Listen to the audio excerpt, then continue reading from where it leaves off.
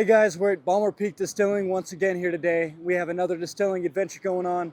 We're going to be doing our honey tequila recipe that we did about a week prior. Link for that video is going to be found down below.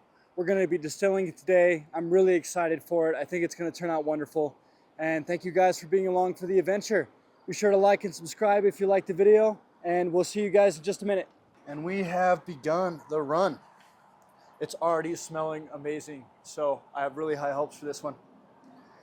A little bit of knowledge on tequila. So, fun fact, tequila can't be called a tequila unless it's made in a specific region in Mexico. I think it's Jalisco. So, a lot of tequilas on the market might be called like agave spirit, but that's kind of the beauty of home distilling. You can call what you make whatever you want, really. Technically, this is a tequila to me. That's what I'm going to call it, honey tequila. And another thing that some of you might know on tequila is there's 4 different kinds, I guess 5 if you want to get a little technical. That's going to be Blanco, Reposado, Añejo, and Cristalino. So we have 4 different types of tequila, and which one this will be, we really don't know. I'm going to wait to see what that spirit is going to taste like before we decide that. So we can keep this Blanco pretty much just white, unaged. We could turn it into a Reposado by aging it for, I think, less than a year. Añejo would be longer than a year, a little more refined. And Cristalino is basically just filtering out that spirit, keeping it white, which we may do, but probably not. Chances are this will be a Blanco, but we're going to see what our final product is. I definitely want to get that honey over. I want to see what's going on there. The bummer here is that if you haven't watched our video, check it out when we did this recipe. But we added some honey malt into our fermentation. Now I can't really carry that over into the still or it's going to burn and stick to this heating element. So I had to take that portion out. I think we're going to lose a little bit of some character and flavor from that malt doing that. But overall, just from what I'm smelling initially, we're definitely getting some honey over and we're getting some crispiness, I think, from that malt. I want to take the time too to show you guys this. We were here a few weeks ago. I know it's not, I know it was a week ago, but the video, the way it's going to go, let me do that again. So I want to take the time to show you guys this. We were here at Ballmer Peak a few weeks ago, and we actually distilled a bourbon recipe. And this was our yield from that run. So had about 5 gallons in that boiler. And we're looking about 3/4 of a gallon. This is a gallon jug. So pretty fair yield. There were some hiccups there, and so there's probably a lot of water in that gallon jug, but that's okay.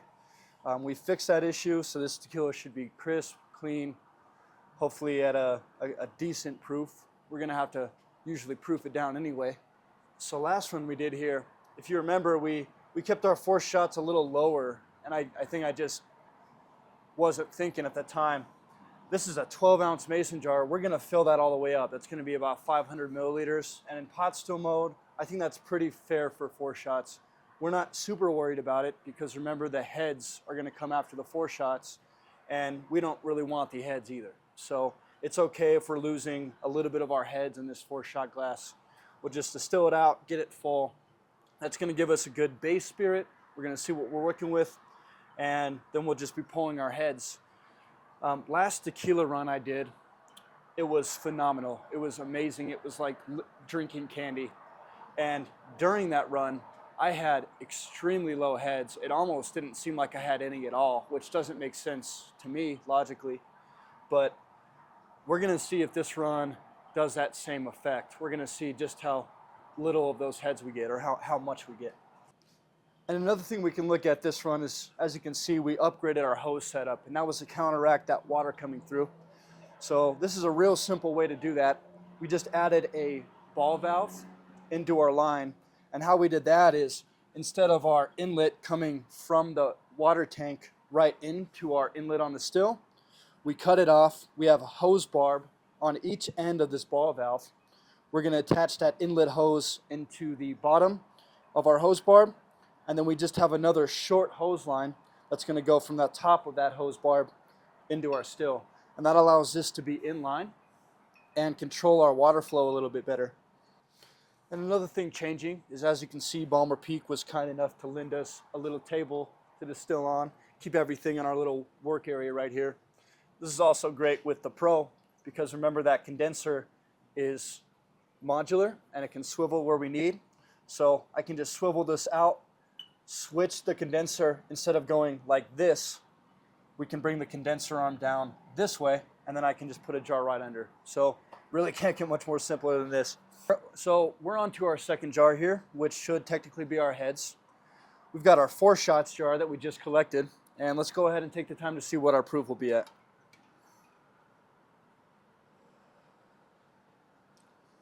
Ooh, so I'm gonna bring this a little closer. Looks like we're sitting at 150.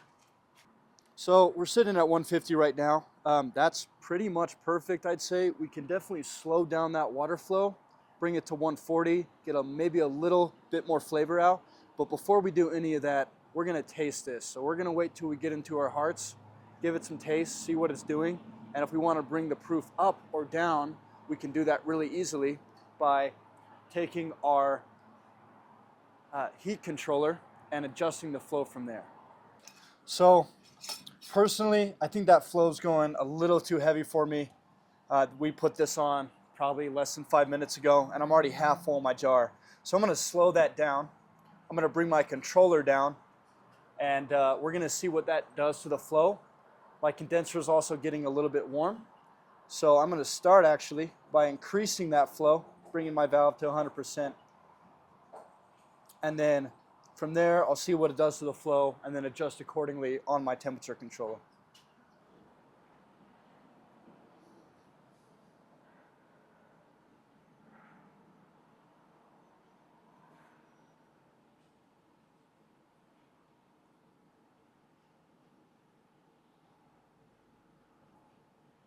We're going to see that flow change within a matter of seconds, 15 seconds.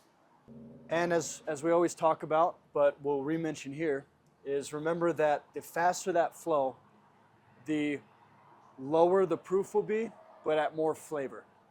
When you slow that flow down to a drip, drip, drip, you're going to get a higher proof and a less flavor, depending on what's going on. Sometimes it can be minimal. We have a lot of flavor packed in to this tequila, I think. So I think it'll be somewhat minimal. So we're going to try both routes during this run. We're going to take it down to a drip, drip, drip, try to get hopefully 160 proof, which is about as much as a pot still will do, and see what comes out there.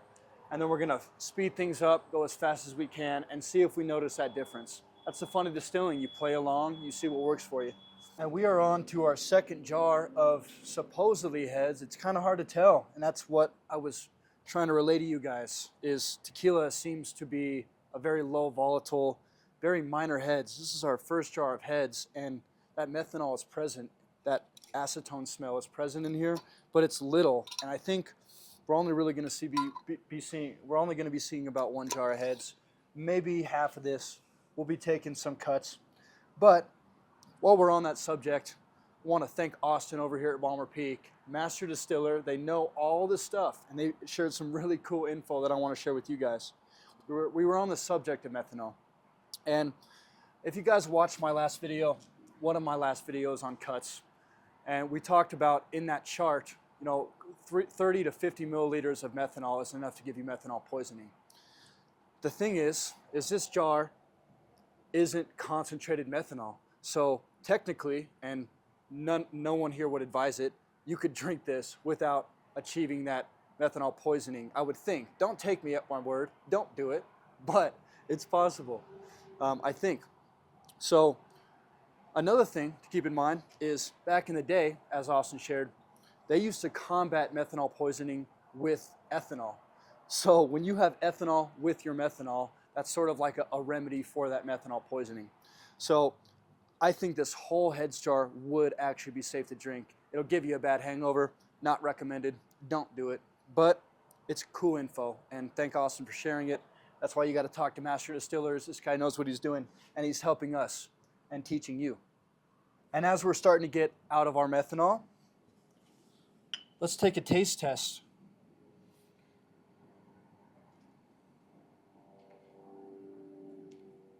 And to you folks, Thank you for watching. Salud.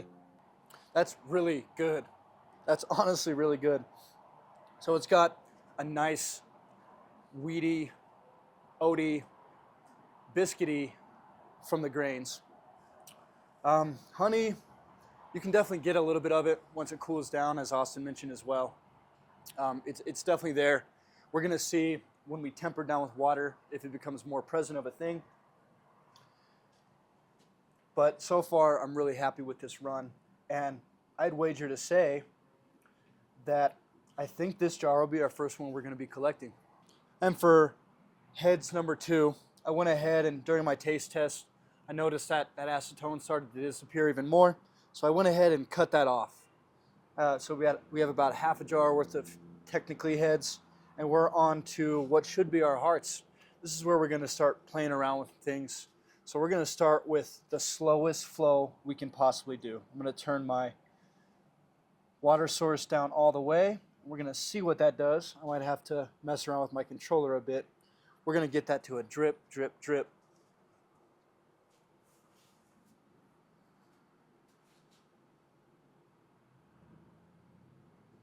And we'll report back when this jar is full. And as we do, we're gonna go ahead and dilute with water while we're running so we can get a better understanding of what that spirit will taste like when we do dilute it, because we're not keeping it at 150, I can guarantee that.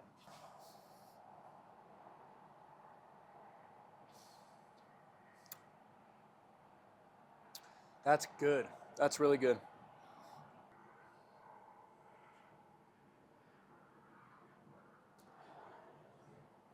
Honest notes. That's good. Good? Yeah. We got the approval, dude. We got it. It's like what is it? Honey Nut Cheerios is kind of the Okay. the flavor I get. More whiskey than tequila. Okay. Gotcha. Gotcha. I haven't had a lot of fresh off distilled tequila. So Gotcha. Okay. It's tasty. Right on. Thank you, Yeah, man. Cool. thanks. Awesome. So I don't know if the camera picked that up, but Austin, his refined palate, he does this every day. He's saying kind of Honey Nut Cheerios. He's also saying a little bit more like a whiskey than a tequila, which is fair. We're gonna see. We're gonna just see what happens here. I don't know. You know, this is second time doing tequila for me. Not a spirit I'm super used to, and I think we're gonna be doing some different aging techniques throughout this run, just to see what that'll do. I still have some oak spirals here. We'll run one under an oak spiral, and then try it in sort of a añejo type fashion rather than a blanco. Now, obviously, we won't get a good indication of that within, you can't really age within 4 hours, but I think it'll be present a little bit. As we head into our third jar of hearts, we can take note of the test we did on our different flow speeds. So we took 300 milliliter samples. Jar number 1 was as slow as possible, took probably 45 minutes to fill this jar. And then jar number 2 was as fast as possible. This took maybe 5-10 minutes. And our results were, on our first jar, slow as possible, we achieved 155 proof. On jar number 2, we received 120 proof. That goes to show you how much that flow matters. So right now we're sort of at an interim where we're drip, drip, drip, pretty fast drip. So on our first jar, we were probably at drip, drip, drip, a little bit slower. And then our second jar was obviously, we were at basically a pencil lead thick stream. So we're kind of in between. And now we're gonna take taste test of our first jar and our second jar. We're gonna see if we notice something. I accidentally started with number 2, so 120 proof, pencil lead thick stream, getting that flavor out from this jar.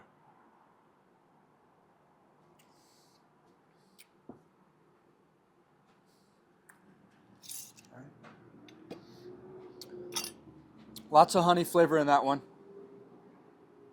Pretty smooth to drink, doesn't bite.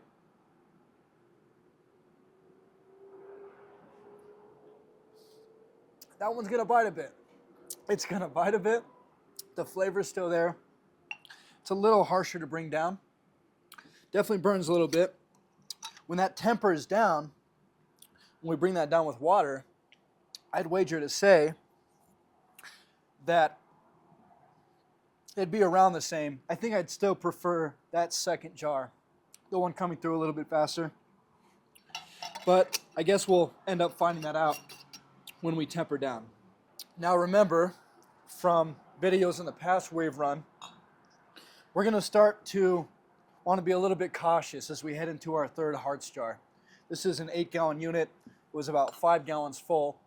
And running that basic math, that tells me around the third, maybe fourth hearts jar is when I'm going to start hitting into my tails.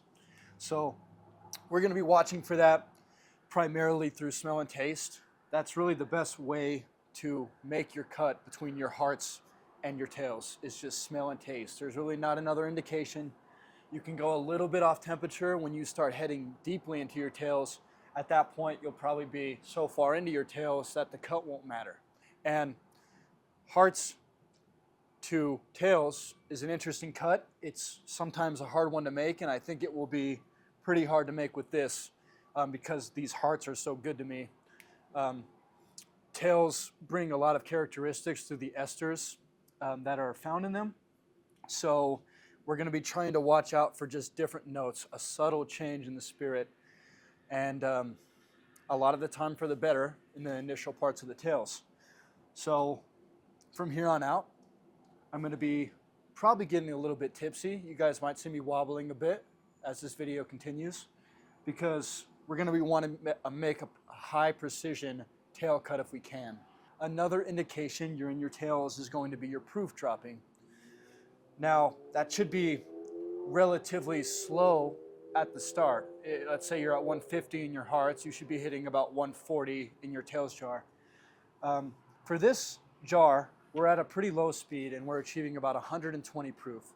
So I think this still got a little bit ahead of us. I was busy with a few things during the taping of this, and I think we are, in fact, in our tails.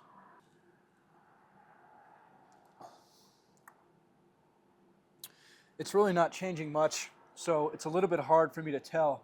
I could definitely slow this still down a little bit more and try to achieve a higher proof level. I'm trying to decide if it's worth it right now. I'm really liking what's coming out, and we have to temper down anyway. I know that 150, 140 proof, obviously there's nothing wrong with going more pure. It's a little bit hard to tell right now. We're going to try to slow the flow down and see what we can achieve in our next class. And while our fourth jar is distilling, let's go ahead and drop an oak spiral in the third jar. We're going to see just in the limited amount of time we have in the run, about an hour or so, if that color changes at all by the end of the run. And remember, guys, during your tails, keep those precision taste tests up. That flavor goes from brings in a lot of cool characteristics to pretty bitter and sour fast. So we've got to keep a good eye on it. And as we proceed, I think it's pretty clear to us that we're nearing the very end of our run. We're starting to get some watery to it, which is somewhat normal. Our condenser is cool enough to where I don't think the water is actually pushing over, and the jar underneath is clear, so I don't think the water is present in the spirit, but it's got a watery flavor to it, and that's pretty normal at the end of your tails. It's called a spent wash, and it's when basically there's no more alcohol there and it starts hitting the boiling point of water. So pretty good indication we've achieved about as much as we can. We're going to let this jar fill up, and I think that'll be it for us. So I wanted to thank you guys for watching. I hope you had fun. Please check out the recipe video for this video. Try it yourself. I think it was great. I enjoyed it a lot, and I hope you guys do too. Until next time, thank you.